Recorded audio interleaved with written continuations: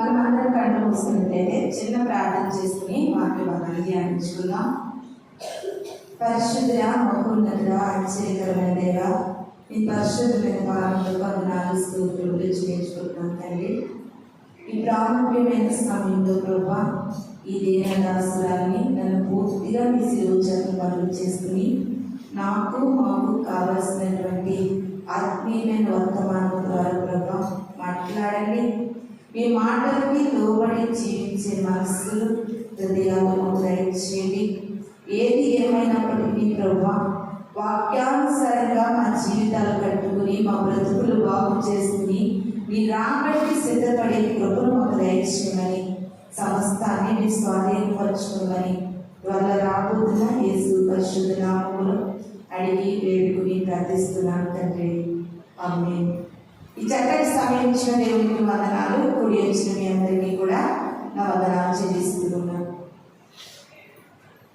ఈ యొక్క సమయంలో మనము వాక్య భాగాన్ని ధ్యానించుకోవడానికి ముందుగా కొన్ని మాటలు తెలియజేసుకుందాం. ఈ లోకంలో జీవిస్తున్న మనందరం కూడా ఒక్కొక్క వ్యక్తి ఒక్కొక్క కేటగిరీ ప్రకారంగా మనం జీవిస్తూ ఉంటాం. అందరూ ఒకలా ఉన్నాం కదండి, ఒక్కొక్కరు ఒక్కొక్కలా ఉంటారు. ఒక మాటతో చెప్పాలంటే ఎవరు ఇష్టం వచ్చినట్టు వాళ్ళు ఉంటారు. అలాంటి పరిస్థితుల్లో జీవిస్తున్న మనందరికీ ఈరోజు పరిశుద్ధాత్మను తెలియజేస్తున్నటువంటి వాక్యం ఏంటంటే, ఇదేదో ప్రభు మనతో మాట్లాడుతున్నటువంటి సందేశం ఏంటంటే, ఎవరి ఇష్టానుసారంగా ఎవరికి తగినట్టుగా ఒక్కొక్కరు ఒక్కొక్కలా జీవిస్తూ ఉంటారు. అంతేకాదు, ప్రతి ఒక్క మానవుడు, అందులో క్రైస్తవులని లేదు, అన్యులని కూడా లేదు, ప్రతి ఒక్కరు ఎలా జీవిస్తున్నారంటే ఒక్కొక్కరు ఒక్కొక్క మత్తుగా జీవిస్తున్నారు. ఎవరికి ఉండి మత్తు వారికి ఉంటుంది.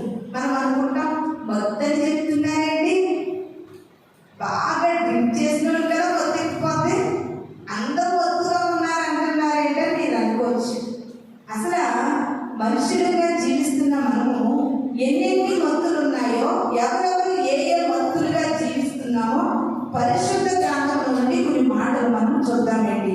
యెషయా గ్రంథము 29వ అధ్యాయము 9వ వచనం చదువుతుంది. యెషయా గ్రంథము 29వ అధ్యాయము 9వ వచనాన్ని చదువుకుందాం. జనులారా తేరి చూడుడి, విస్మయవంతుడి, మీ కండ్లను చెడగొట్టుకునుడి, గుడ్డివారనండి, ద్రాక్షారసము లేకయే వారు మత్తులై ఉన్నారు, మద్యపానం చేయకయే తూలుచున్నారు. హల్లెలూయా, హల్లెలూయా. చూసారండి, యెషయా భక్తుల ద్వారా దేవుడు చక్కటి మాట తెలియజేస్తూ ఉన్నారు. ఏమని తెలియజేస్తున్నారంటే, జనులారా, ఏమంటున్నారండి? జనులారా, మీ యొక్క సమయంలో తేరి చూడండి, విస్మయపడండి. ఎందుకంటే మీ యొక్క కంట్లున్నాయి చూడు, వాటిని మీరు ఏం చేయాలంటే చెడగొట్టుకోవాలి. మీరు గుడ్డివారిగా మారాలి అని యెషయా భక్తుడు మాట్లాడుతూ ఒక మాట తెలియజేస్తున్నారు. ద్రాక్షారసము త్రాగకుండాను, మద్యపానము సేవించకుండా కూడా మనమందరం ఎలా ఉన్నామంట తెలుసండి? మత్తులై ఉన్నామంట. అంతేకాదు, ఏమిటన్నా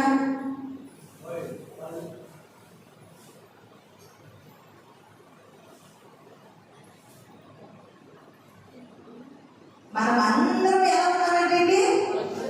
ఎవరు త్రాగలేదు, మనం ఎవరు మద్యపానం తాగలేదు, ద్రాక్షారసం తాగలేదు. త్రాగకపోయినా, దాని వాసన మనం చూడకపోయినా మనమందరం మత్తులై ఉన్నామంట. మనమందరం కూడా బాగా ఓవర్గా డ్రింక్ చేసిన వాళ్ళు బాడీ కంట్రోల్ చేసుకోలేక ఎలా అడిగారంటే అడ్డుపోతారో, ఎలా అడిగారు తూలిపోతారు. అలా తూలిపోతున్నామంటే వినాలి. ఈ మాట ఎంత విచిత్రంగా లేదు ప్రియమైన దేవుని సంగమా? ఒకవేళ నువ్వు త్రాగితే, నువ్వు మద్యం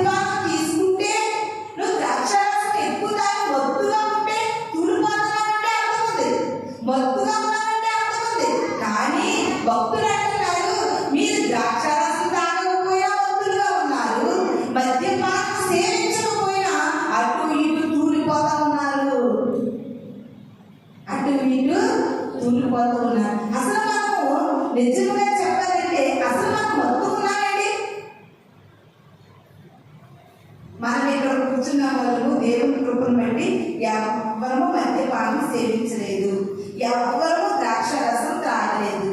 అయినా మనం ఎందుకు మత్తుగా ఉన్నాము? అసలు మత్తు అంటే ఏంటి? మత్తు అంటే ఏంటి? ప్రియమైన దేవుని సంగమా, యెషయాభక్తుడు మనకు తెలియజేస్తున్నాడు. ఎంత చక్కగా చెప్పారు కదా. అనుకుంటాము తాగినోడు ఏదో మత్తుకున్నారులే, తాగినోడు ఏదో తూలిపోతున్నారులే అని మీరు భ్రమపడతారేమో. అందుకని మీకు వివరంగా ఒక మాట చెప్తున్నాను. మీరు త్రాగకపోయినా, మీరు మద్యపానం సేవించకపోయినా మీరు మత్తులుగా ఉన్నారు, మీరు తూలిపోతూ ఉన్నారు, తూలి పడతా ఉన్నారు అంటూ భక్తుడు మనకి దినాన్ని మాట్లాడుతూ ఉన్నారు. ప్రియమైన దేవుని సంగమా, అందుకనే ఒకసారి యోగు గ్రంథం కూడా చూడండి. 12వ అధ్యాయము 25వ వచనం. 12వ అధ్యాయము యోగు గ్రంథం 12వ అధ్యాయము 25వ వచనం చదువుకున్నాం.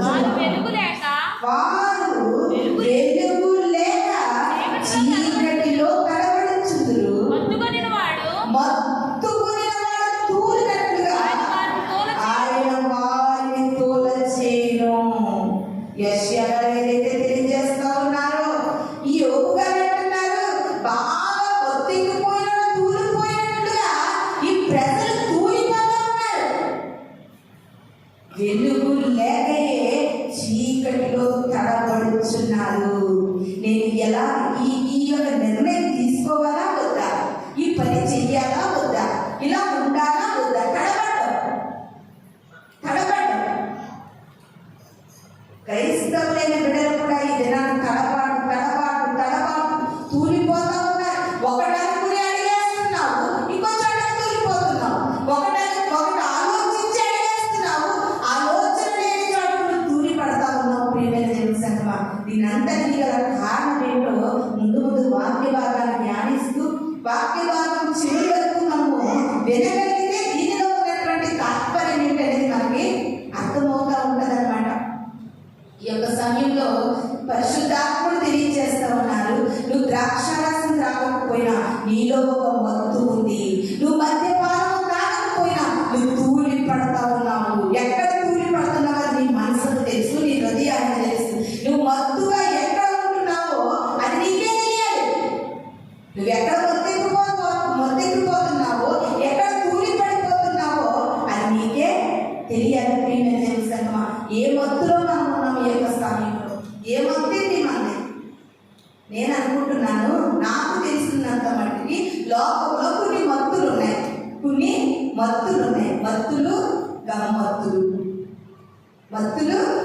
గమ్మత్తులు.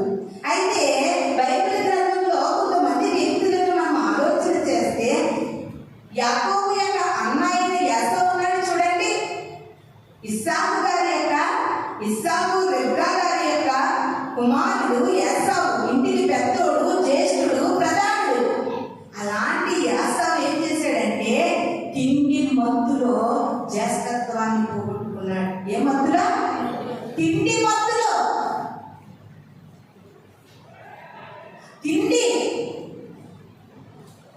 ఎంతమంది తిండి మత్తులో ఒక పూట ఉపవాసం పోగొట్టుకుంటున్నారు సార్ ఆలోచించి. తిండే కదా అనుకుంటున్నారేమో. తిండి వల్ల ఏం కోల్పోయాడండి? జ్యేష్ఠత్వాన్ని. అబ్బా, ఇంకా హక్కు ఉంటే ఎలాగైతే ఇస్సాకు యాకోబు గారిని దీవించారో, యాకోబు గారిని దీవిస్తే ఆశీర్వాదాలు కలిగే. దీవెన ఆశీర్వాదాలతో కూడినటువంటి గొప్ప ఆశీర్వాదాన్ని తిండి ఒక్క పూట కూటి కొరకు జ్యేష్ఠత్వాన్ని పోగొట్టుకున్న యాకోబు లాంటి భ్రష్టులు ఎక్కడెక్కడైనా ఉన్నారా? ఒక ప్రశ్న. వారానికి ఒక్క రోజు ఉపవాసం చేయగలుగుతున్నావా? వారానికి ఒక్క రోజైనా దేవుని సన్నిధిలో నువ్వు ఉపవాసం చేయగలుగుతున్నావా? ఉపవాసం చేయాలి. ఎందుకంటే ఉపవాసము మన ఆత్మీయంగా ఎలా ఎదగాలని నేర్పిస్తుందండి. ఉపవాస ప్రార్థనలో శక్తి ఉంది. ఉపవాస ప్రార్థనలో మనకు తెలియకుండానే ఆటోమేటిక్గా మనలో కొంత మార్పులు వస్తాయి. ఆటోమేటిక్గా మన ఆధ్యాత్మికమైన స్థితి ఎదుగుతుంది.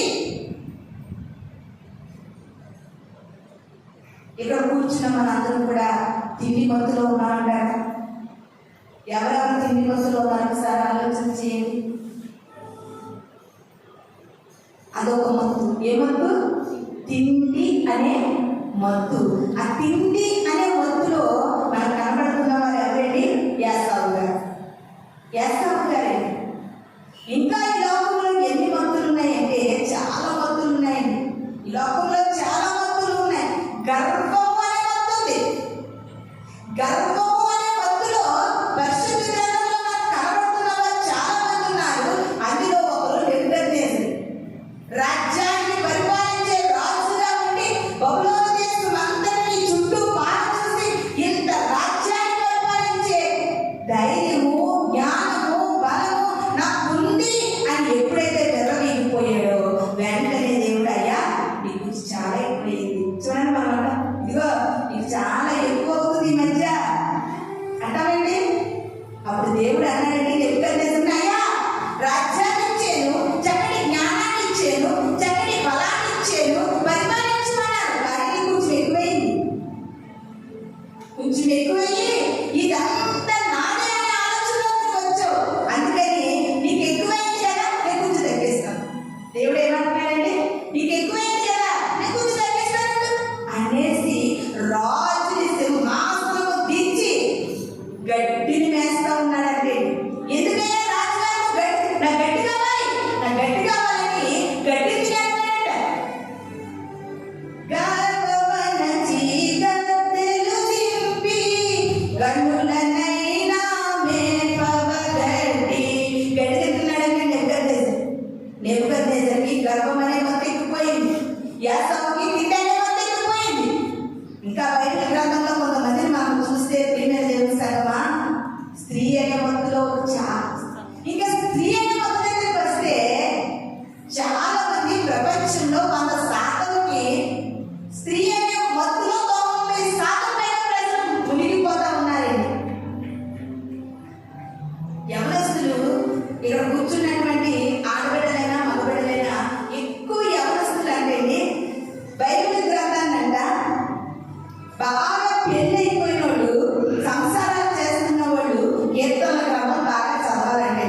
భార్యను ఎలా ప్రేమించాలి, భర్తతో ఎలా ఉండాలి, బిడ్డను ఎలా దేవుల్లో నడిపించుకోవాలి, కీర్తన గ్రంథం చదవాలి. కొత్తగా పెళ్ళైన వాళ్ళంటే పరమగీతాలు చదవాలంట. అందులో ప్రేమ కోసమే ఉండాలి.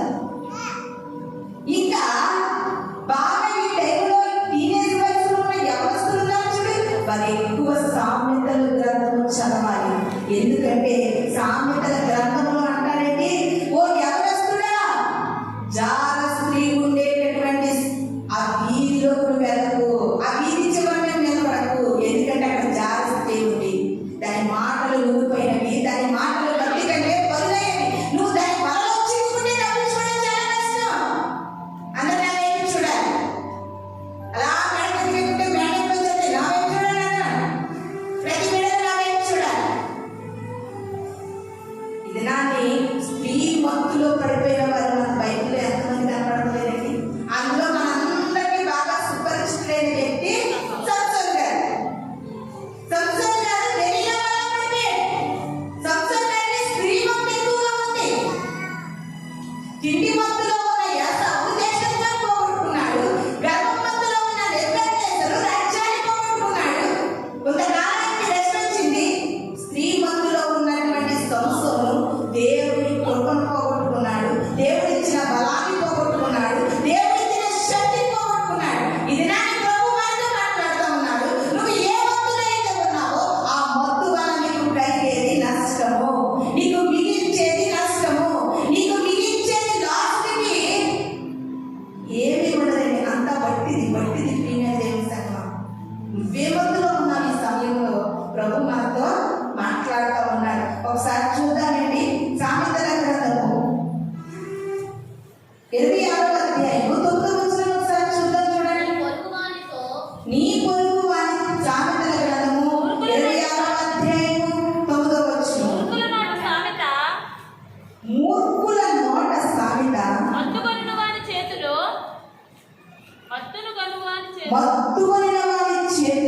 పుచ్చుకున్నట్లును ముళ్ళు గుచ్చుకున్నట్లున్నది. హల్లెలూయా, హల్లెలూయా. మూర్ఖుల నోట సామెత అంట. ఇదేంటంటే మూర్ఖుల నోట ఒక సామెత ఉంది. అదేంటో తెలుసా?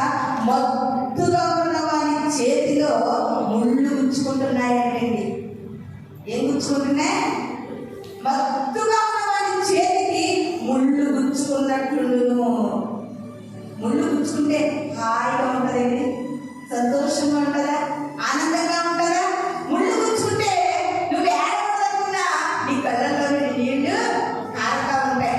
ఎందుకంటే ముళ్ళు గుచ్చుకుంటే అంత బాధ. ఈ యొక్క సమయంలో దేవుడు మనతో మాట్లాడుతూ ఉన్నాడు. ప్రియమైన దేవుని సంగమా, నువ్వు ఏ మత్తులైతే ఉన్నావో నీకు ఒకటి అర్థం అవ్వాలి. నీవు ఏ మత్తులో జీవిస్తున్నావో ఆ మత్తు నీకు ఒక రోజున ముళ్ళుగా మారుతుంది. అది గుచ్చుకోక మానదు. గుచ్చుకుంటే నువ్వు ఏడవ మానవు, ఏడుస్తూ నువ్వు బాధపడతావు.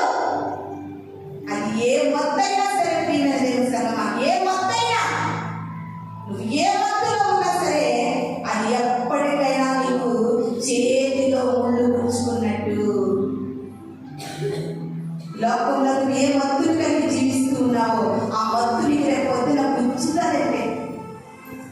సండే స్కూల్ పాట ఉంటుంది చూడండి, ముళ్ళును నమ్మకండి అది గుచ్చి వేస్తుంది. అంటే మీరు ఈ దేవునికి వ్యతిరేకమైన, దేవునికి విరోధమైన ఏ మత్తులో, ఏ భ్రమలో, ఏ లోకంలో జీవిస్తున్నావో అది ఎప్పటికైనా నేను గుచ్చుతాది. జాగ్రత్త సుమా, దేవుడు హెచ్చరిస్తూ ఉన్నాడు. అది ఏ మత్తైనా సరే అది రేపు పొద్దున నీ జీవితానికి ప్రమాదముగా మారుతుందని ప్రభు సెలవిస్తూ ఉన్నారండి. ఒకసారి యోవేలు గ్రంథం చదువుకుందాం. యోవేలు గ్రంథము 1వ అధ్యాయము 5వ వచనం చదువుకుందామండి. యోవేలు గ్రంథము 1వ అధ్యాయము 5వ వచనము. మత్తులారా మేల్కొని కన్నీళ్లు విడవండి, ద్రాక్షారస పానము చేయువారలారా రోదనము చేయుడి. క్రొత్త ద్రాక్షరసము నీ నోటికి రాకుండా నాశనమాయెను. చాలమ్మా. యోవేలు గ్రంథము 1వ అధ్యాయము 9వ వచనంలో యోవేలు గారు గొప్ప ప్రవక్త అండి. ప్రవక్త ఈ దినాన్ని మనతో ఒక మాట సెలవిస్తూ ఉన్నారు. ఏం మాట అంటే మత్తులారా. ఏమంటున్నారండి? మత్తులారా. ఇక్కడ కూర్చున్నటువంటి మనందరూ కూడా నాకు ఏ మత్తు లేదు అనేవారు ఒక్కరైనా ఇక్కడ ఉన్నామండి? ఇక్కడ ఉన్నామా? అంటే యోవేలు భక్తుడు అంటున్నాడు, మనందరినీ పిలుస్తున్నాడు. ఏమని పిలుస్తున్నాడు అంటే మత్తులారా. ఎలా పిలుస్తున్నాడండి? ఎంత ప్రవక్త అయితే మాత్రం అంత దారుణంగా పిలిస్తే బాగుంటుందండి. ఎందుకు పిలుస్తున్నారంటే మన మంచి కోసమే. ఎవరైతే నీతో తీపిగా మాట్లాడుతున్నారో వారి వల్ల ఎప్పటికైనా నీకు నష్టమే. ఎవరైతే నీకు బుద్ధి చెబుతున్నారు, ఎవరైతే నీకు గద్దిస్తున్నారు, ఎవరైతే నీకు గద్దించైనా సరే నీకు మంచి మార్గంలో నడిపించాలనుకుంటున్న వారే నీ శ్రేయస్సు కోరుకునేవారు. నిజమైన స్నేహితుడు ఎప్పుడు కూడా గద్దిస్తాడు. ప్రియమైన దేవుని సంగమా, ఎవరైనా నీకు గద్దించినప్పుడు, నీకు బుద్ధి చెప్పినప్పుడు, నీకు మంచి జీవితం కావాలంటే నువ్వు దానికి లోపడాలి. కానీ పశుప్రాయుడు గద్దింపునకు లోపడంట. పశుప్రాయుడు గద్దింపునకు లోపడడు. అందుకనే యోవేలు ప్రవక్త గారు చక్కగా తెలియజేస్తూ ఉన్నారు. మత్తులారా మేలుకొని కన్నీరు విడవండి. మీరు మేల్కోవాలి. మీరు మత్తులెక్కిపోయారు. గర్వమనే మత్తుతో ఉన్నారు, తిన్ననే మత్తుతో ఉన్నారు, స్త్రీలనే మత్తుతో ఉన్నారు, పురుషులనే మత్తుతో ఉన్నారు. లోకంలో దేవునికి నచ్చనటువంటి అసూయ, క్రోధము, ద్వేషము, మత్సరము, విరోధములు, భేదములు, కుళ్ళి కుసితము అనే మత్తులో మీరు ఉన్నారు. కాబట్టి మత్తులారా ఇప్పుడైనా మేలుకోవాలి. మీరు మేలుకుని కన్నీరు విడవండి. ఎందుకంటే ద్రాక్షారస పానము చేయవారు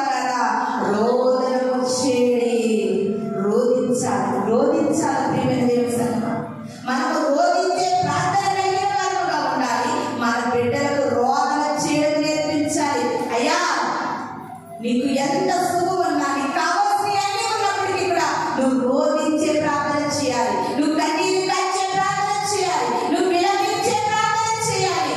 అది మనం చేయడమే కాదు, మన బిడ్డలు కూడా రోదన చేయడం నేర్పించాలంటే. రోదన చేసే స్త్రీలను కనుకోండి. గ్రామం కోసం, పట్టణం కొరకు, దేశం కొరకు, ప్రాంతం కొరకు రోధించే స్త్రీలు కావాలి. దినాన్ని ప్రభు అడుగుతా ఉన్నాడు, రోధించే స్త్రీలను మనం కనుక్కోవాలట. భక్తులారా, ఇప్పటికైనా సరే మీరు నేర్చుకోవాలి, మీరు కన్నీరు కార్చాలి, మీరు రోధించాలి. ఎందుకు రోధించాలంటే, అయ్యా నాలో ఇదిగో ఈ మొత్తం నాలో ఉంది, నాలో ఉన్నది ఈ మొత్తం ఉందయ్యా, ఈ మొత్తం తీసివేయాలని నువ్వు కన్నీరు కార్చి ప్రార్థన చేయాలి. నాలో ఈ మొత్తం ఉంది అని నువ్వు రోదన చేసి ప్రార్థన చేస్తే ఆటోమేటిక్గా దేవుడు నిన్ను మురికి లాంటి నీ జీవితాన్ని ముఖ్యముగా మార్చగలడండి. నువ్వు మురికి మురికి మురికి బట్టలు మురికి మురికి అనుకుంటే ఎక్కువవుతుంది. దాన్ని నానబెట్టి బ్రష్ చేసి బట్టలేసి బాటి దాన్ని నీట్గా జాడించి ఆరేసిన రోజు ఆ బట్ట తలతల్లాడినట్టుగా నీకు మురుకుందంటే, నీకు ఈ లోకంలో వస్తుందంటే, నువ్వు దేవుని సన్నిధిలో కన్నీరు కార్చి రోధిస్తే మురికి లాంటి నీ జీవితాన్ని ముఖ్యముగా దేవుడు మార్చబోతూ ఉన్నాడండి. అంతేగాని నేను ఇంతే, నా మురికింతే, నా జీవితం ఇంతే, నా పాపాలంతే, నా పరిస్థితి ఇంతే అన్నంత కాలము నువ్వు అక్కడే 30 సంవత్సరాల పైగా ఆ యొక్క బెతెస్దా కోనే దగ్గర పడినటువంటి రోగిగా మిగిలిపోతావు. కానీ దేవుడి కొరకు పౌరుషంగా లేవలేవు. ప్రియమైన దేవుని సంగమా, లేవాలి మనం దేవుడి కొరకు. దేవుడి కొరకు బ్రతకడానికి అనారోగ్యం అంటొచ్చినా, ఆర్థిక పరిస్థితులు అంటొచ్చినా, ఏ స్థితిగతులు అంటొచ్చినా సరే నువ్వు మత్తులోనే బయటకు రావాలి.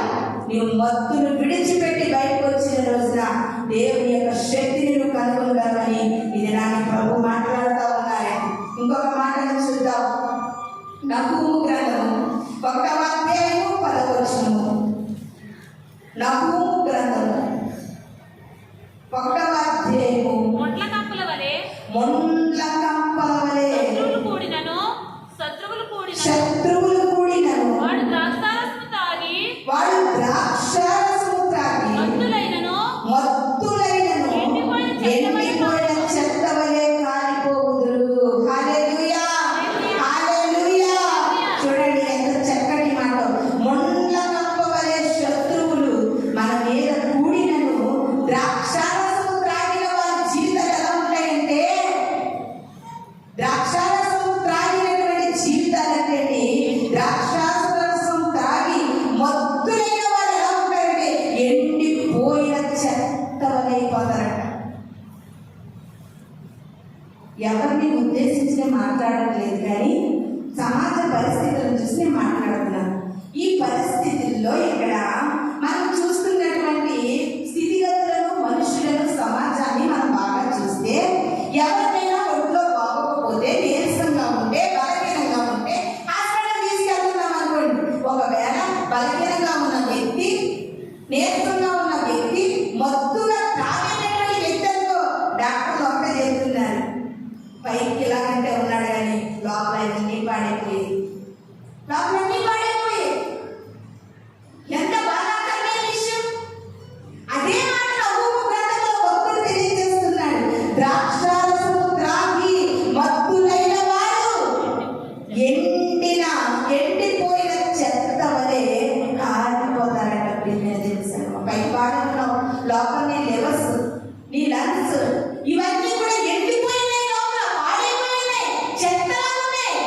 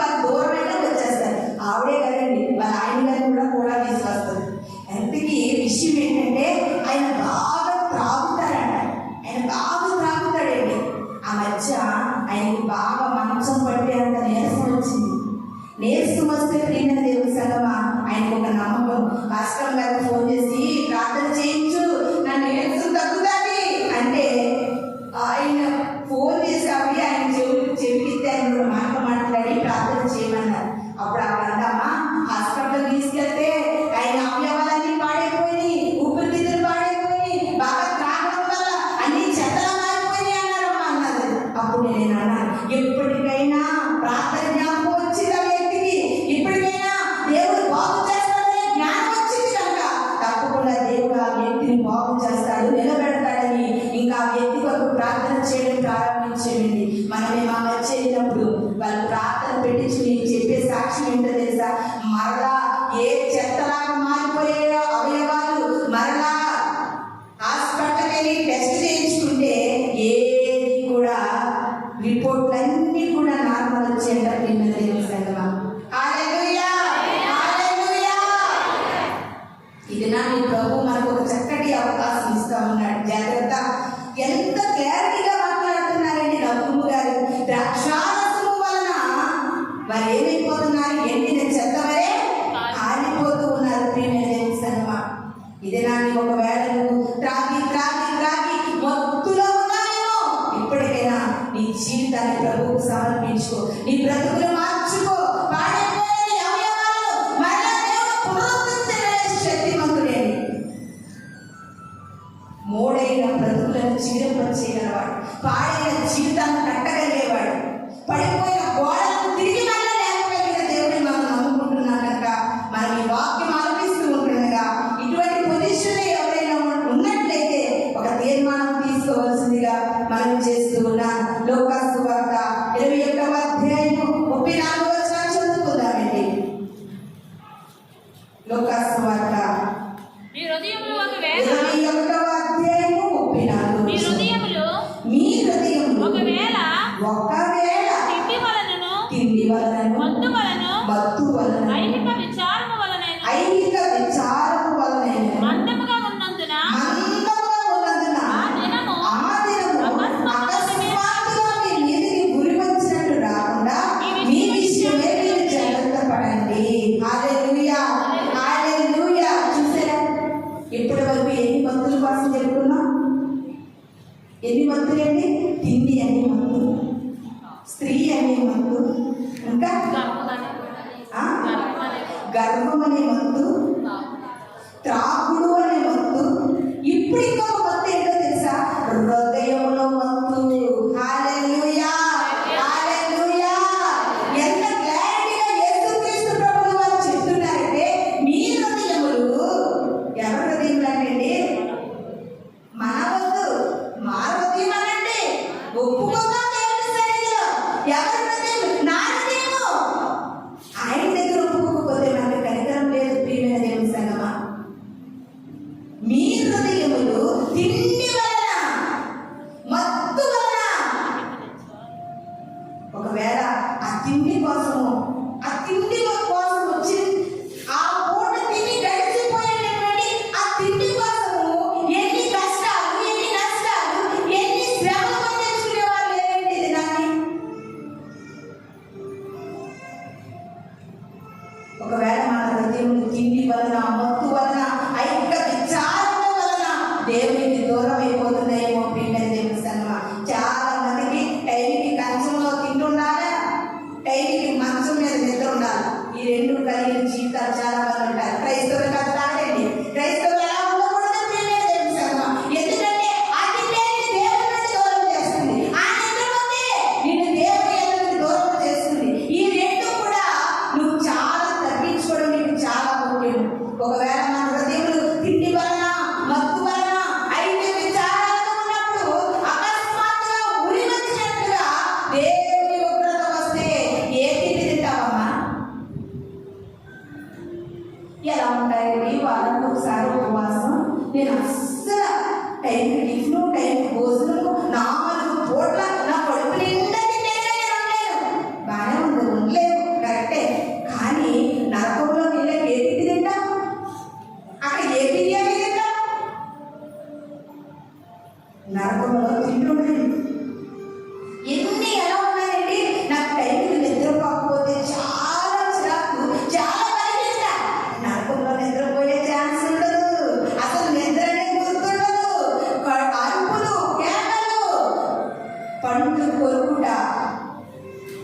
దేవుని సంగమా, ఏడుపును పండు కొరుకుటయు. అయ్యా అక్కడ ఇక్కడ ఇక్కడ అక్కడ టైం అంతా ఎందుకు వేస్ట్? కాసేపు దేవుని మందిరంలో కూర్చోండి అయ్యా.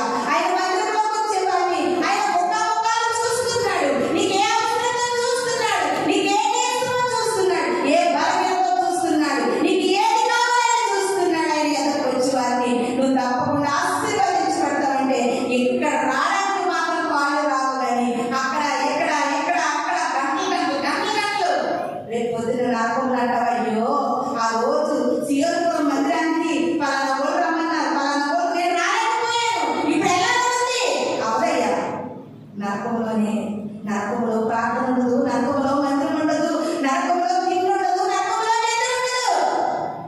ఒకవేళ ఇప్పటి వరకు తిండి కోసము నిద్ర కోసము కొట్టినట్లాడిపోయే క్రైస్తవ బిడ్డలు ఉన్నావేమో, ఇది నా ప్రభు మనతో మాట్లాడుతూ ఉన్నాడు. మన హృదయంలో ఎట్టి పరిస్థితుల్లో తిండికి కానీ నిద్రకి కానీ నిప్పు తడుపులాడుకునే స్థితిలో మనము ఉండకూడదు. అందుకేనండి పరమగీతాల గ్రంథంలో ప్రియుడు అంటే ప్రియుడి కోసము నా ప్రియుడు వచ్చాడు, తలుపు దగ్గర ఉన్నాడు, నేను కిటికీలో నుండి చూస్తున్నాను నా ప్రియుడిని, కానీ నా కాళ్ళ పారాన్ని పోతుందని, ఇప్పుడే నా కాళ్ళు కడుక్కుని వచ్చే మంటైపోతాయి, అందుకే నేను తలుపు తీయాలనుకుంది.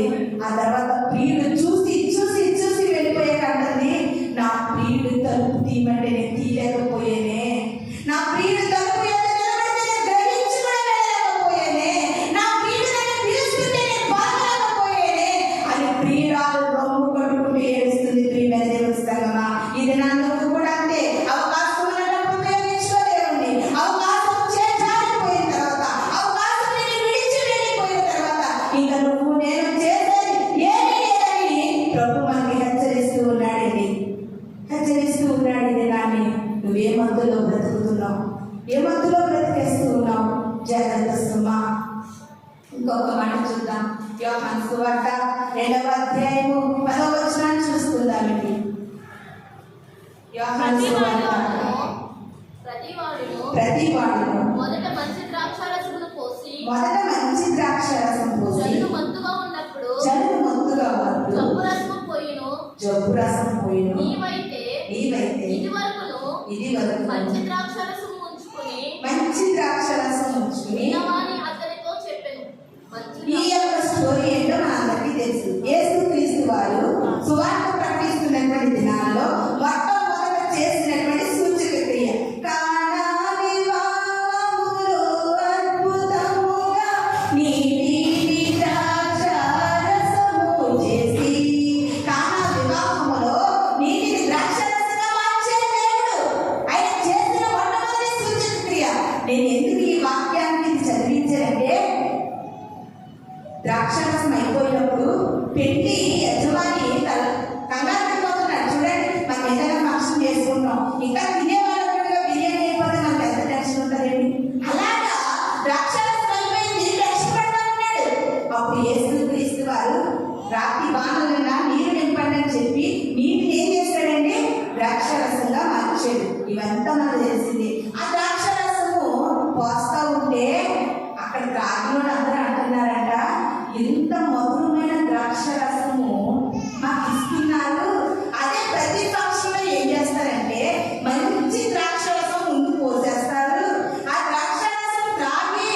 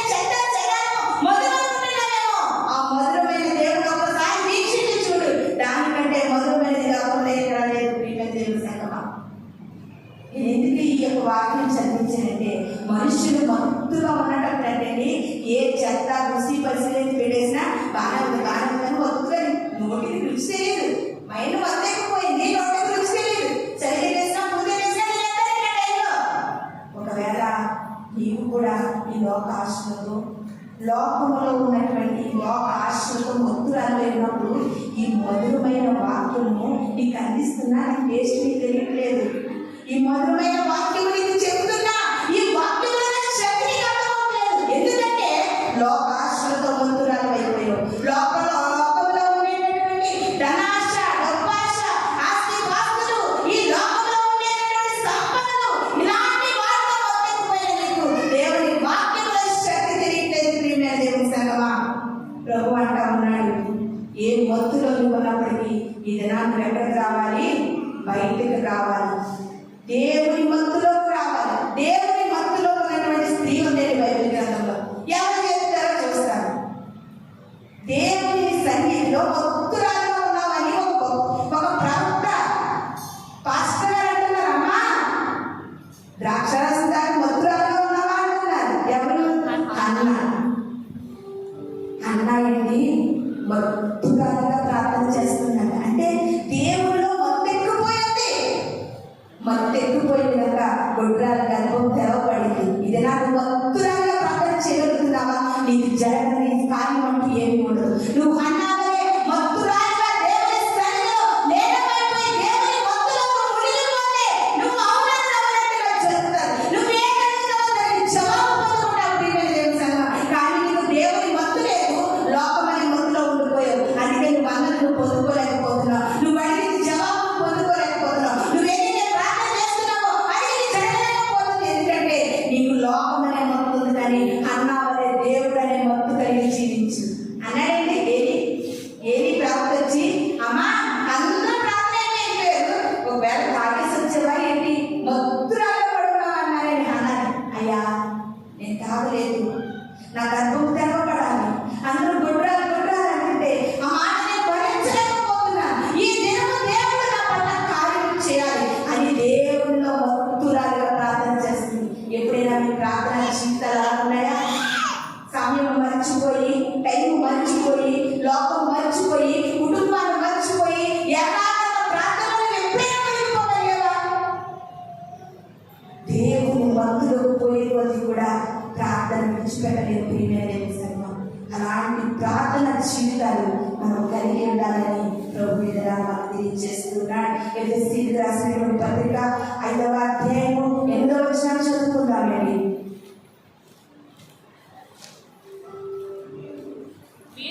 మీరు పూర్వమందు చీకటి అయ్యుండిరి, ఇప్పుడైతే 18వ వచనం 5వ అధ్యాయము 18వ మరియు మద్యముతో మత్తులై ఉండకుడి, దానిలో దుర్వ్యాపారము కలదు, అయితే ఆత్మపూర్ణులై ఉండుడి. హల్లెలూయా, హల్లెలూయా. ఎఫెసీయులకు రాసిన పత్రికలో అపోస్తలుడైన పౌలు గారు అంటున్నారని, ఒకవేళ నువ్వు మద్యముతో మత్తుగా ఉంటున్నావేమో, నువ్వు బాగానే మత్తెక్కిపోతున్నావు, నువ్వు బాగానే తాగేస్తున్నావు, నీ వల్ల ఆ వ్యాపారం బాగుంటుందయ్యా. నీవు తాగేసి నీకు గెంజిలేనైపోతున్నావు. నీకు తాగుడు కోసం మాత్రము అభివృద్ధిలోకి వస్తున్నారు. దుర్వ్యాపారం ఏంటది? క్రైస్తవ బిడ్డలు కూడా త్రాగుడిని ఎవరు కూడా అమ్మకూడదు, దాన్ని ప్రోత్సహించకూడదు. క్రైస్తవ బిడ్డలు ఉన్నటువంటి వాక్యం చెప్తుంది. దేవుని సంగమా, ఎవరికి నచ్చినా నచ్చకపోయినా వాక్యమే దేవుడే. నువ్వు బాగానే నాశనం అయిపోతున్నావు, నీ వల్ల వాళ్ళ దుర్వ్యాపారం బాగుపడుతుంది. జాగ్రత్త. ఇప్పటికైనా కళ్ళు తెచ్చుకుందాం. ఇప్పటికైనా నేను చేసేది రైటా తప్ప అని నేను చెప్పే కాదు, నువ్వు ఒక్క 5 నిమిషాలు ఆలోచించుకో. నిన్ను ఒక్కసారి ఆలోచించుకుని ఆ పరిస్థితి నుండి, ఆ స్థితిగతుల నుండి మనం విడుదల పొందుకునే విడుదల ఉండాలండి. ఇంకొక మాట చూద్దాం. మొదటి తెస్సలోనికీయులకు రాసిన పత్రిక 5వ అధ్యాయము 6-8 వచనాలు చదువుకుందామండి. కావున ఇతరుల వలె నిద్రపోగా మెరుగుగా ఉండి మత్తులము కాక ఉండుము. నిద్రపోవారు రాత్రివేళ నిద్రపోవుదురు, మత్తుగా ఉన్నవారు రాత్రివేళ మత్తుగా ఉండురు. మనం పగటి వారమై ఉన్నాము కనుక మత్తులమై ఉండగా విశ్వాస ప్రేమలను కవచము, రక్షణ నిరీక్షణ శిరస్త్రాలను మనము ధరించుకోవాలి. ఏ క్రైస్తవుడు కూడా ఇతరుల వలె మత్తుగా ఉండకూడదండి. ఇతరుల వలె మత్తుగా ఉండకూడదండి. ప్రియమైన దేవుని సంగమా, మనం నిద్ర విషయంలో కూడా చాలా జాగ్రత్తగా ఉండాలి, మెలుగు కలిగి ఉండాలి. యేసుక్రీస్తు వారు అంటున్నారండి, అయ్యా రేపటి తెల్లవారేసరికి నేను సిలువకు అప్పగించబడతాను, మెలుగుగా ఉండి ప్రార్థన చేయండి. ఎందుకయ్యా నువ్వు సిలువకు వెళ్ళిపోతే ఏం ప్రార్థన చేయండి? నా కోసం కాదయ్యా, మీరు శోధనలో ప్రవేశించకుండా ఉండేటట్టుగా మెలుగుగా ఉండి ప్రార్థన చేయాలి. మన శోధనలో మనం ప్రవేశించకుండా ఉండాలంటే మనం అందరం కూడా ఎలా ఉండి ప్రార్థన చేయాలండి? మెలుగుగా ఉండి ప్రార్థన చేయాలి. మెలుగు కలిగిన క్రైస్తవ బిడ్డలుగా మనము జీవించాలి. లాస్ట్ అండ్ ఫైనల్ గా ఒక్క మాట చూసుకుని మనం తీసుకుందాం. ప్రకటన గ్రంథము ఇంకొక మత్తు ఉంది ఈ లోకంలో, ఇంకొక మత్తు ఉంది. ప్రకటన గ్రంథము 17వ అధ్యాయము 2వ వచనం చదువుకున్నామండి. ఇదే లాస్ట్ గా ఇదే మత్తు. ఈ మత్తు భూరాజులు ఆమెతో వ్యభిచరించి భూనివాసులు ఆమె వ్యభిచార మధ్యంలో ఎంత క్లారిటీ ఇచ్చారండి భక్తుడు. యోహాను గారు పద్మాసు దీపంలో యోహాను గారిని పడేసినప్పుడు దేవుడు యోహాను గారికి అనేకమైనటువంటి దర్శనాలు చూపిస్తే దేవుడి జ్ఞాపం ఎలా వస్తుంది, ఏమవుతుంది, అవన్నీ యోహాను గారికి దేవుడు చూపిస్తే యోహాను గారు రాసినటువంటి ప్రకటనల గ్రంథము, ఈ గ్రంథంలో భక్తుడు అంటున్నాడు, ఎంత చక్కగా అంటున్నాడో చూడండి. 17వ అధ్యాయము 2వ వచనం నేను చదువుతున్నాను. భూరాజులు ఆమెతో వ్యభిచరించిరి, భూనివాసులు ఆమె వ్యభిచార మద్యమనే మత్తులో మత్తులైరి. ఇది నాని వ్యభిచారాన్ని కూడా దేవుడు ఎంతో పోలుస్తున్నాడు. చూశారు కదా, మద్యముతో ఎలా ఒక డ్రింక్ చేసే వ్యక్తి మద్యముతో ఎలా మత్తెక్కుపోయాడో వ్యభిచారం చేసే బిడ్డలు కూడా మత్తుగా ఉంటారండి. ఇంకా వారికి 24 hours అదే ఆలోచనలు థింక్ చేస్తూ ఉంటారు, అదే ఆలోచనలు. వ్యభిచారం కూడా మత్తు లాంటిదని ప్రకటన గ్రంథంలో భక్తులు తెలియజేస్తా ఉన్నాడు. ప్రియమైన దేవుని సంగమా, ఒకవేళ ఇప్పటి వరకు తెలిసి తెలియని పరిస్థితిలో వ్యభిచారమైన మత్తులోనే ఉన్నామేమో. మత్తు వల్ల మన చేతికి ముళ్ళు గుచ్చుకుంటాయి, మత్తు వల్ల మన ఆశీర్వాదాలను పోగొట్టుకుంటాం, మత్తు వల్ల దేవుని ఇచ్చిన శక్తిని కోల్పోతాం, మత్తు వల్ల ఈ జీవ గ్రంథంలో అనేకమైన కోల్పోయినట్లుగా ఒకవేళ నీలో వ్యభిచారము అనే మత్తు ఉన్నదేమో. ఇదే నా ప్రభు మాట్లాడుతున్నారు. ఆ మత్తును నువ్వు విడిపించుకోవాలి, ఆ మత్తుని నువ్వు విడిచిపెట్టాలి, ఆ మత్తులో నువ్వు మెలుగులోకి రావాలి, ఆ మత్తులో నువ్వు బయటకు రావాలి. అప్పుడు దేవుడు నేను బహుగా ఆశీర్వదిస్తాడు. అనుకుంటున్నామని మన అందరమును, అయ్యా ఇప్పటి వరకు కూడా దేవుడు మనతో గర్వం అనే మత్తు కొరకు మాట్లాడారు, తిండి అనే మత్తు కొరకు మాట్లాడారు, నిద్ర అనే మత్తు కొరకు మాట్లాడారు, ఇంకా స్త్రీ అనే మత్తు కొరకు మాట్లాడారు, వ్యభిచారం అనే మత్తు కొరకు మాట్లాడారు, ఇంకా గర్వం అనే మత్తు కొరకు మాట్లాడారు. ఇన్ని మత్తులు చూసాం కదా, అప్పుడు నువ్వు అనుకుంటున్నావు, అమ్మయ్య నాలో వ్యభిచారం అనే మత్తు లేదు అనుకోవచ్చు, నాలో గర్వం అనే మత్తు లేదు అనుకోవచ్చు. దేవుడు నేను వాక్యాన్ని సిద్ధపడుతుంటే క్రైస్తవులే మాకు అలా కనిపిస్తారు, కానీ క్రైస్తవులో ఆచారాలనే మత్తు ఉంది. హల్లెలూయా, హల్లెలూయా. దేవుడు ప్రేరేపణ. ప్రియమైన దేవుని సంగమా, నువ్వు క్రైస్తవులనే జీవిస్తున్నావు, ప్రార్థనతో ప్రారంభిస్తున్నావు, కానీ నీ ఇంటిలో ఆచార సంబంధమైన ఏదో పెడుతూ ఉన్నావు, ఆచార సంబంధమైన ఏదో నీ ఇంట్లో దాస్తూ ఉన్నావు.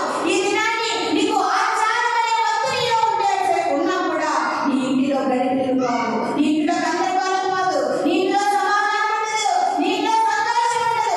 ఆచారంతో కూడిన భక్తులు చేసినట్లయితే, ఆచారంతో కూడిన భక్తులను ఉన్నట్లయితే నీ జీవితం ఆశీర్వాదించబడని పరిశుద్ధాత్మను తెలియజేస్తూ ఉన్నాడండి.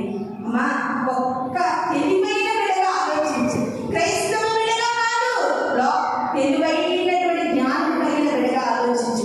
గుమ్మడికాయ కడితే నిష్ఠిపోతుంది అనుకుంటే గుమ్మడికాయను సృష్టించిన వారు ఎంత గొప్పవారో ఆలోచించు ఒకసారి.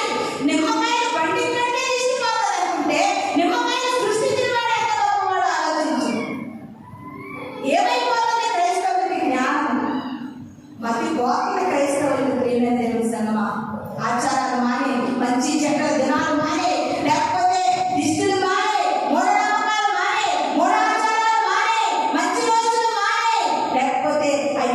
నేను జ్యోతిష్యం చూపించుకుంటాను. నా జీవితం, నా ఫ్యూచర్ ఎలా ఉంటుందో, రేపటి దినాన నాకు ఎలా ఉంటుందో నేను చిలక జ్యోతిష్యం చూపించుకుంటాను.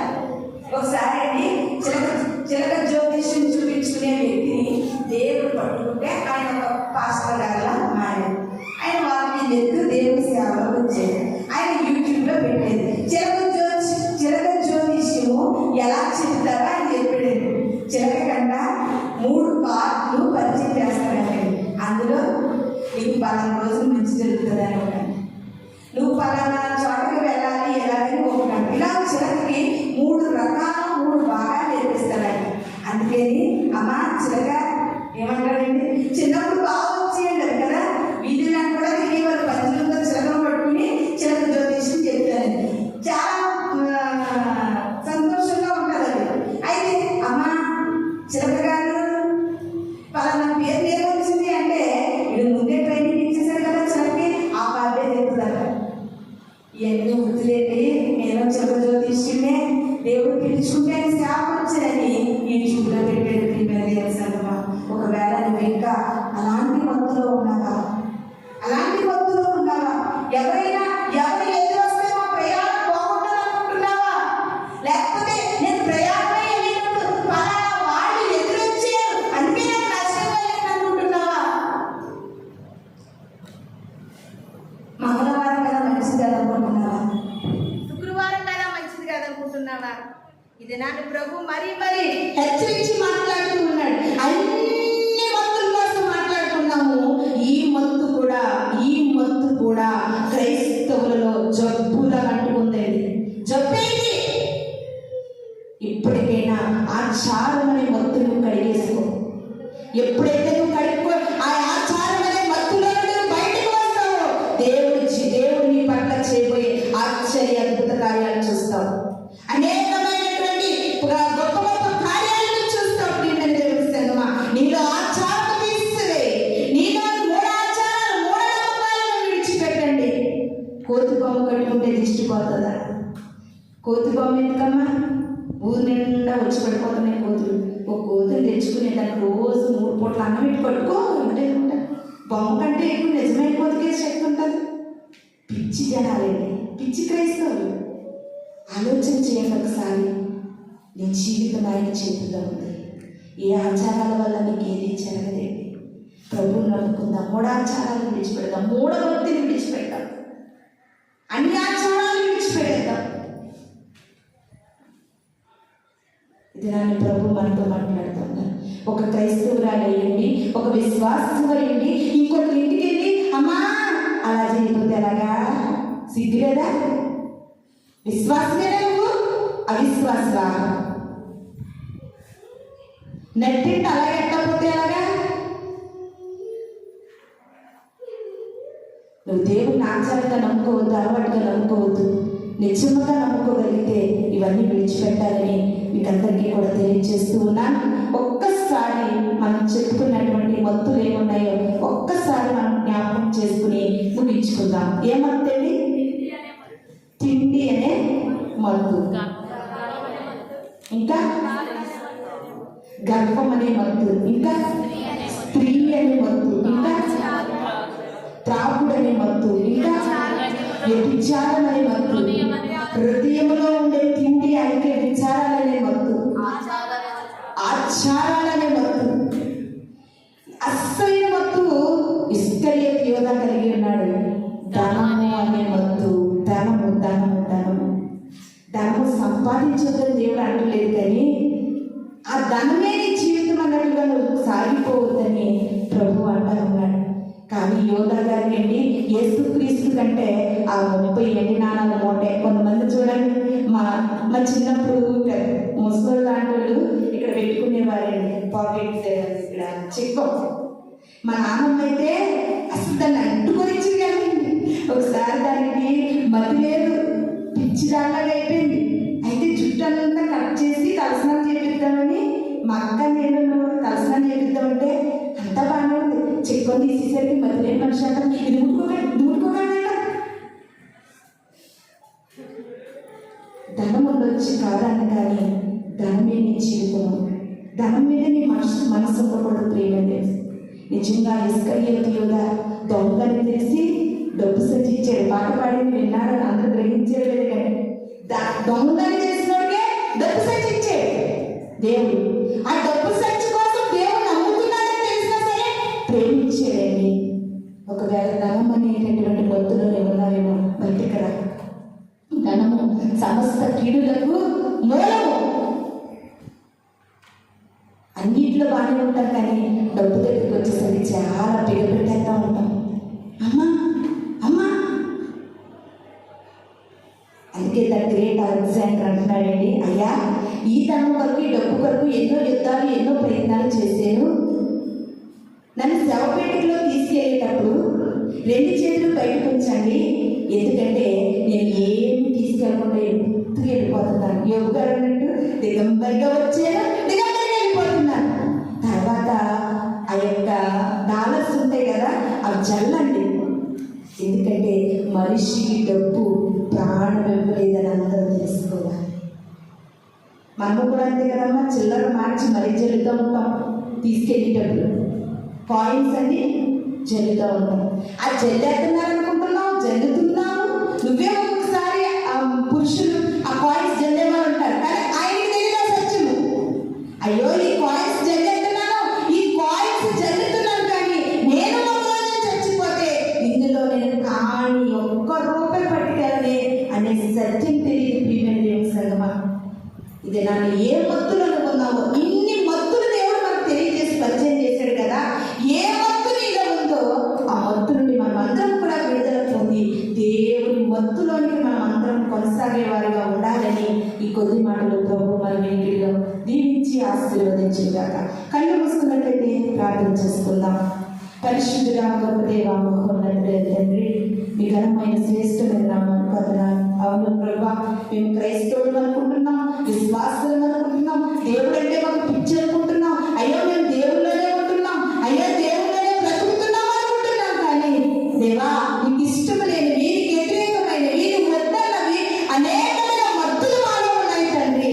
అయ్యా వాక్యము ద్వారా మాతో సూటిగా మాట్లాడిన దేవా, మాలో వాక్యమైన మా అందరి హృదయంలో, మా అందరి జీవితాల్లో ఏ మత్తులతో మేము జీవిస్తున్నామో ఆ మత్తుల నుండి ప్రతి ఒక్కరి బిడ్డని ప్రభా నైనా మాకందరినీ కూడా విడుదల కలిగించేసి దేవా, అన్నావైనా తండ్రి నైనా నిన్ను కూర్చున్న మత్తును కలిగి మేము బ్రతికి నీ పరలోక రాజ్యాన్ని చేపట్టే భాగ్యాన్ని మాకు దయచేయమని, నైనా విన్న వాక్యం ప్రతి హృదయంలో నీరు కట్టి ఫలింపచేయమని వాళ్ళ రాబోతున్న యేసు పరిశుద్ధ నామంలో అడిగి వేడుకుని ప్రార్థిస్తున్నారు తండ్రి. ఆమేన్. మీ అందరికీ వందనాలు.